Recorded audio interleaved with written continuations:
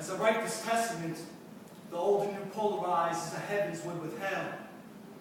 As I write this testament, our friend of 2 days in the Genesis sense of creation is sitting in the cell, chanting praises to his creator.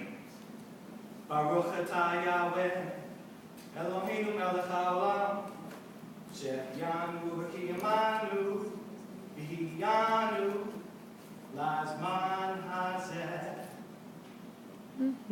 Just before we were arrested, we realized we were going to change the world.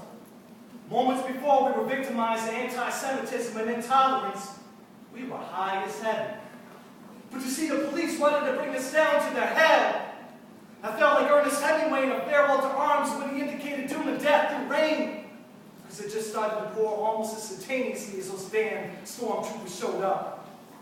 I told one of the malevolent overseers I was a harmless individual. His response was so cold, my brown eyes froze in shame. That means nothing to me. All we wanted to do was feel free with our poetry, but instead we were Inquisition like my Jewish ancestors in Spain. We were cuffed in chains and enslaved as Azariah, Hebrew forefathers were in Egypt. This royal elitist had just finished explaining me the difference between being Hebrew and Jewish. You see, he said, the Hebrews trace their genetics back to Abraham, Isaac, and Jacob, so I asked, who do the Jews trace their genetics to? The answer was Europe. Should I now be ashamed of my own history? Should I associate myself with the enemy? Am I my own worst enemy? I asked my historical puppet on a stray cousin of a pig if my newfound friend would be all right. His response was lost when he said, "Jim, it's not like we're going to lynch you. We stopped doing that 150 years ago." His response got me lost in the Red Sea of plagues with 11 diseases, ignorance, and only the few blessed are immune. But the moment Azariah split the sea for me, I was healed when number 12 of the self-wisdom all the tribes of Jacob combined could walk through. You see, I admire this child of God. This courageous lion roared, declaring that the king was in the building, while the wolves howled in laughter, making a mockery of his prophecy only he and Elliptical could understand. Yes, Hashem Eloheinu, he is a light to these dark days. Yes, responded the blind mockingbird, saying to themselves, this nigga's really crazy. Hey, look, this guy's trying to be Jesus, rapping on some Da Vinci Code shit. They must not know the code of that real hip-hop shit. I wanted to freestyle so bad with you, my brother. I wanted to laugh with you, smile with you. I was even ready to cry with you. You touched my shoulder, encouraged me. It was my rod and my staff to the valley of death and loss. But when the officer said not to talk to you, I cooperated. You see, I played this smart with the name Israel, kept it real from the heart. That's why I'm sitting here writing this testament while he's not.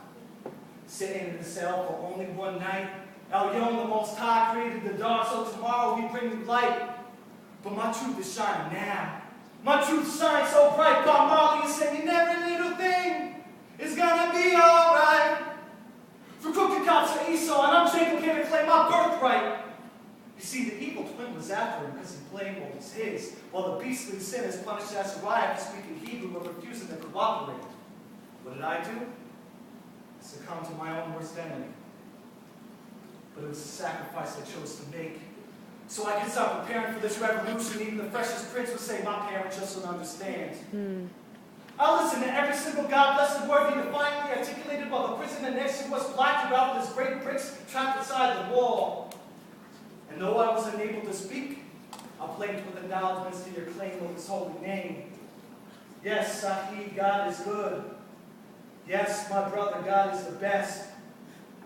Yes.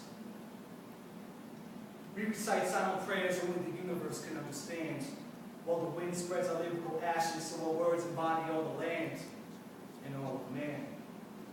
After they released me, I walked, and I walked, and I walked into the gloomy night fancying that all eyes were on me, when in reality, no one was watching except him.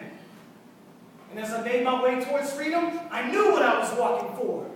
Each step I took was dedicated to the hot dish of sand, metamorphosed into a cell that is sitting at this moment in infinity.